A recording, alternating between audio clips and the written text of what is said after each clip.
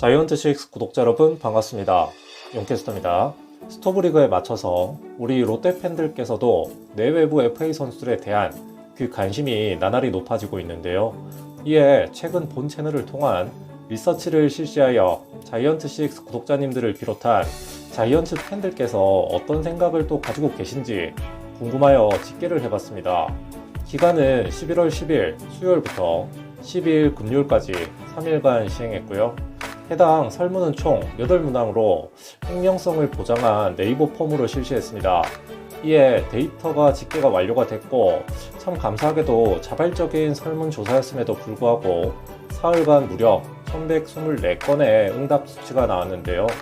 귀한 시간 내주셔서 다시 한번 감사의 말씀을 전해드리면서 그럼 본 리서치에 대한 결과를 공유드릴 수 있도록 하겠습니다. 먼저 롯데자이언츠 내부 FA 선수들인 손아섭, 정훈 선수에 대한 잔류 필요성에 대한 항목 결과부터 공유 드릴 텐데요. 결과는 무려 전체 74.8%, 즉 4명 중 3명꼴로 모두 잡아야 된다라고 하는 결과가 나왔습니다. 그야말로 압도적인 데이터 결과가 나왔는데요.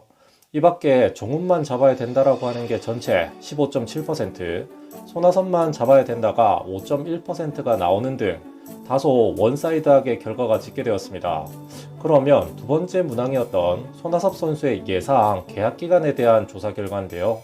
결과는 4년 기간은 보장하되 대신 옵션을 좀 많이 걸어야 한다라고 하는 결론이 전체 41.7%로 가장 높게 나왔습니다.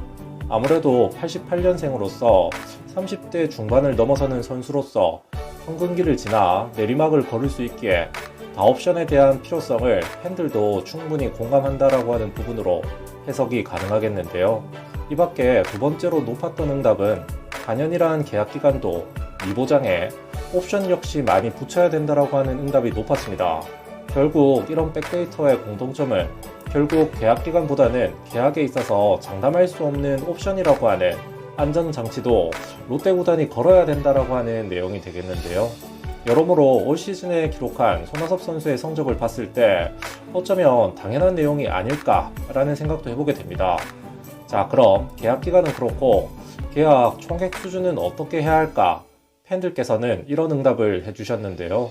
전체 36.2%에 달하는 금액은 30억 원에서 40억 원 수준이 될 것이다 라고 하는 예상이 가장 높았고, 다음으로는 그래도 40억보다 좀 넘지는 않을까 하는 응답 역시 전체 31.2%로 높았습니다. 이를 합쳐보면 결국 4년 기준으로 30에서 50억 원 사이 정도 계약이 성사되지 않을까 전망하시는 분들이 전체 67.4% 정도로 3명 중에 2명 정도꼴로 응답을 해주셨는데요. 이어서 마찬가지로 이번에는 정훈 선수에 대한 데이터도 살펴보겠습니다. 정훈 선수는 앞선 손아섭 선수와 내용이 좀 달랐는데요. 앞선 손아섭 선수는 그래도 옵션은 많이 걸되 계약기간 4년은 보장을 해줘야 한다라고 하는 게 전체 응답 1위였는데, 정훈 선수의 경우는 계약기간 4년도 미보장에 옵션 역시도 많이 걸어야 한다가 전체 과반수인 48.2% 분들이 응답해 주셨습니다. 아무래도 정훈 선수 역시 87년생의 나이라든가 최근 2개년도 외 신뢰성 있는 지표를 보여주지 못했기 때문에 구단에서도 이런 선상에서 안전장치를 여러 가지로 걸어야 한다라고 하는 의견이 다수로 나온 것으로 보이는데요. 그렇다면 계약 총액은 어떨까요?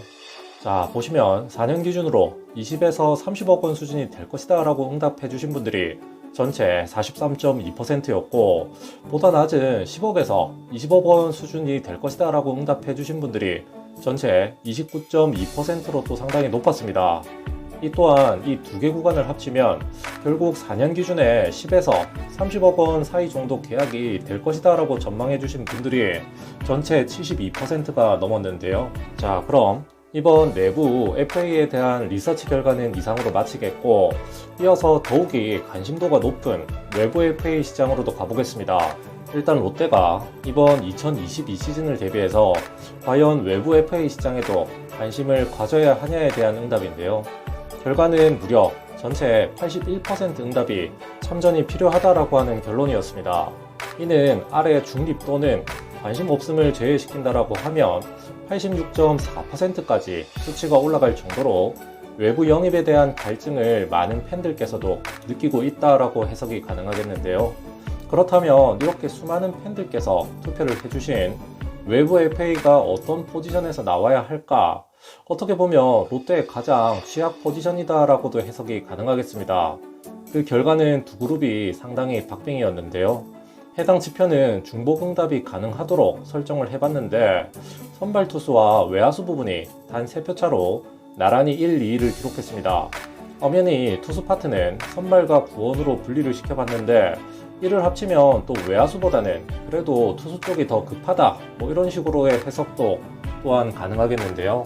그렇다면 마지막 이번에 설문조사에 응답해주신 1124분의 외부 FA 위시리스트 순위를 공개하겠습니다.